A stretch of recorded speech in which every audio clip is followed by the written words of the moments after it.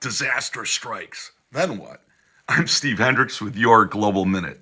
I've been the United States government lead official to respond to floods, disease, and other natural disasters in various countries. Today, we turn back the curtain and let you see how it works from the inside. Overseas, in a disaster, the United States has two very different concerns. First, embassies are going to want to make sure their own staff are safe, both American staff and local employees, and that American citizens in the community are safe. Second, the United States will assess whether it should help the local country. Normally, the United States will not respond to just any disaster. There's three main criteria. First, the disaster has to exceed the community's ability to respond. If they can take care of it themselves, they don't need our help. Second, in most cases, the country needs to ask for the help. We can't just send in relief if the country doesn't want it. And third, the disaster has to be of a sufficient magnitude to warrant a United States program and be in the United States' interest to provide that help. So who's in charge? In the United States, FEMA, the Federal Emergency Management Agency, runs disaster response. But overseas, it's the U.S. Agency for International Development, USAID. By statute, it's not the U.S. military, it's not the State Department. USAID responds to disasters not just in poor countries.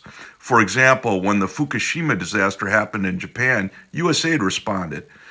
More recently, you may recall seeing U.S. teams responding to last year's earthquake in Turkey. So what type of responses are there? USAID gets involved with health, water, sanitation, nutrition. It helps with food distribution. It may manage displaced persons or refugees. It can provide shelters like tents. USAID works to provide people with protection and even prevent atrocities. Almost always, this assistance is done by funding other organizations.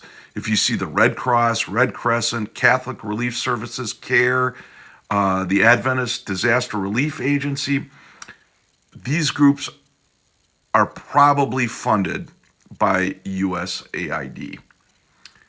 My favorite, the Rescue Dogs. USAID funds the Fairfax County, Virginia, and Los Angeles County Rescue Dog Teams.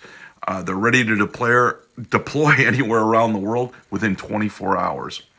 I tip my hat to my good friends at USAID, heroes all, who work hard to save lives. They're every bit as committed and dedicated as firefighters, police officers, and the military.